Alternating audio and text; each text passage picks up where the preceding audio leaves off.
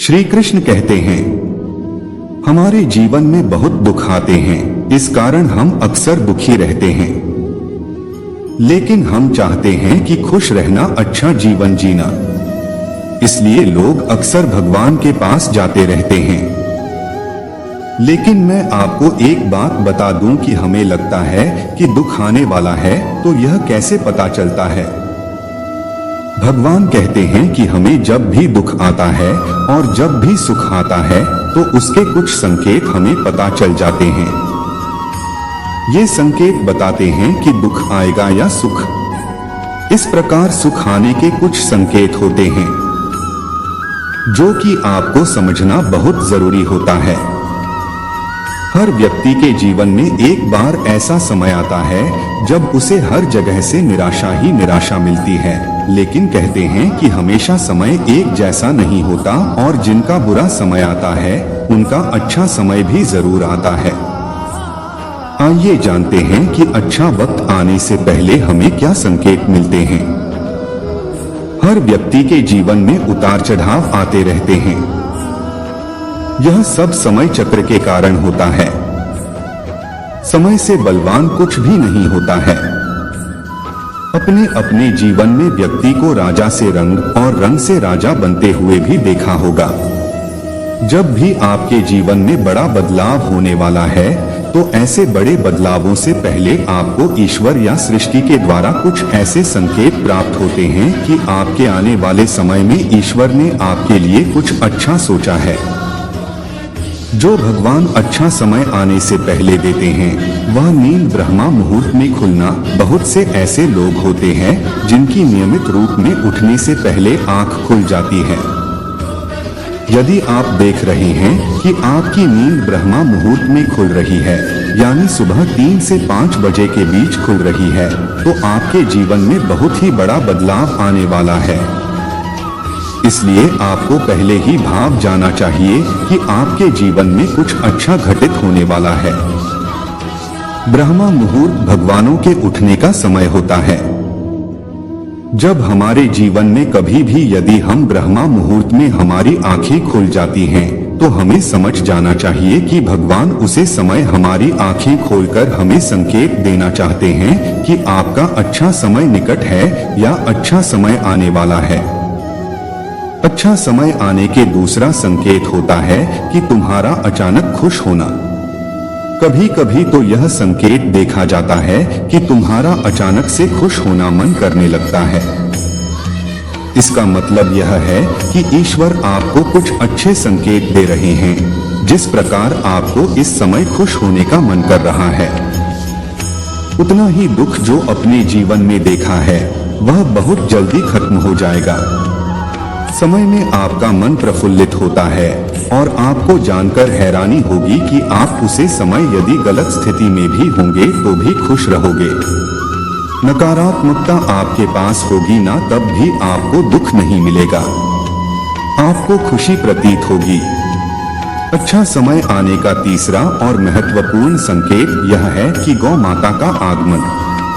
यदि आपके घर में प्रतिदिन गौ माता का आगमन हो रहा है या आपसे भोजन के लिए गुहार करती है, तो यह बहुत ही शुभ संकेत है। यदि आपके घर में पशु पक्षी घर बना रहे हैं, तो यह भी बहुत ही शुभ संकेत माना जाता है।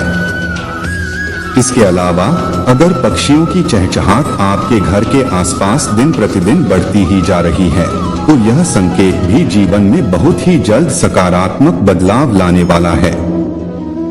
अक्सर लोग जानवर को महत्व देते ही नहीं हैं। आप लोग नहीं जानते कि यह जानवर हमारे लिए क्या महत्व रखते हैं। यदि गौ माता का आगमन हमारे घर हो जाता है, तो समझ जाइए कि भगवान आपको संकेत देना चाहते हैं कि आपका बुरा समय खत्म हो गया है और अच्छा समय आने वाला है। इस संकेत को गौ माता के द्वारा और पक्षियों की छत के द्वारा देना चाहते हैं, ताकि उनके भक्त समझ जाएं कि समय आ गया है। चौथा संकेत यह है कि घर में शिशु का होना बताया जाता है कि शिशुओं में ईश्वर का वास होता है। अगर छोटे बच्चे या शिशु आपको देखकर अचानक से मुस्कुरा देते हैं या आपको कोई सकारात्मक बात बोल देता है, तो यह इस बात का संकेत है कि जीवन में सकारात्मक चीजें होने वाली हैं। अच्छा समय आने का 5वां संकेत यह होता है कि स्वप्न में मंत्र का सुनाई देना। स्वप्न में अगर आपको मंत्र सुनाई देते हैं जैसे राम राम, तो यह बहुत अच्छा माना जाता है। अगर वह मंत्र की गूंज सुनाई देती है तो यह भी सकारात्मक बात है। स्वप्न में मंत्र, घंटा, शंख की आवाज सुनाई देना भी बहुत शुभ संकेत माना जाता है। अच्छा समय आने का 6वां संकेत यह होता है कि कर्ज माफ होना। आपने देखा होगा कि आपका कर्ज माफ हो जाता है और आपको कर्ज मुक्ति का मार्ग मिल गया है, या पैसों के लिए आपके पक्ष कोई फैसला आता है, तो इसका मतलब है कि जीवन के लिए शुभ संकेत है। धर्म के अलग अलग स्रोतों से भी ईश्वर का संकेत है कि जीवन की आर्थिक परेशानियां समाप्त होने वाली हैं। जीवन में धन का आगमन तेजी से हो रहा है और आखिरी संकेत में शरीर के अंगों का फड़कना, पुरुषों में दाया अंग फड़कना बाद ही शुभ माना जाता है। इस प्रकार इन संकेतों के माध्यम से आप महसूस कर सकते हैं कि आपका अच्छा समय आने वाला है।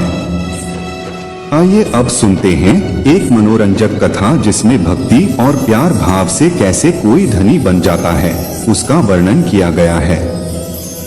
गांव के कोने में एक गरीब परिवार था जो बुढ़ापे के संग और बिना किसी सहारे के जी रहा था। इस परिवार में थे रामचंद्र, उनकी पत्नी सुमित्रा और उनके छोटे से बच्चे अर्जुन। चारों के पास कुछ भी नहीं था, सिर्फ एक बड़ी सी समर्थ कांटे का झूला और एक पुराना बूट साथ था। एक दिन गांव में भूख और गरीबी का आबू हो गया। रात के समय जब सब लोग अपने अपने घरों में रोटियां बना रहे थे, रामचंद्र का परिवार अपनी दुड़क भरी आंखों से भूख से झुलस रहा था। उनका एकमात्र सच्चा मित्र, एक गाय, भी दुखी दिखाई दी। इतनी बड़ी भूख में भी रामचंद्र ने उसे अपनी एक रोटी दी। सुमित्रा और अर्जुन ने यह दृश्य देखकर हैरानी में भरी आंखों से उन्हें देख रहे थे। रात बीती, सुबह हुई और उनकी दुड़क भरी जिंदगी में भी कुछ बदलने की आशा बनी रही। वह गाय जिसे रामचंद्र ने रोटी दी थी उसी समय वापस आई और उसके पास एक चमकती हुई सोने की गाय थी। गांव वाले हैरान हो गए और सोने की गाय के मालिक ने रामचंद्र को उस बड़ी दौलत से युक्त कर दिया। रामचंद्र ने भगवान श्री कृष्ण का आभास और आपसी सहानुभूति के साथ उस गाय को रोटी देने का अपना फैसला, और सहानुभूति ने उन्हें सोने की गाय की अमीरी तक पहुंचा दिया। रामचंद्र का परिवार अब धनी था, लेकिन उनका दिल अब भी सच्चा और भक्तिपूर्ण रहा। उन्होंने गांव वालों के साथ अपना समृद्धि साझा किया और भगवान के साथ उनकी आपसी सहानुभूति ने उन्हें एक नई ऊंचाई की ओर बढ़ने में मदद की। इस कहानी से हमें यह सीखने को मिलता है कि अगर हम दूसरों की दुर्लभ भरी स्थिति में भी दिल से सहानुभूति रखते हैं और भगवान के प्रति आपसी विश्वास में बने रहते हैं, तो जीवन में सफलता और समृद्धि की ओर बढ़ना संभव है। और अंत में मैं आपको अच्छे जीवन जीने का मार्ग बताता हूँ, जो कि श्री कृष्ण के भी उपदेश हैं।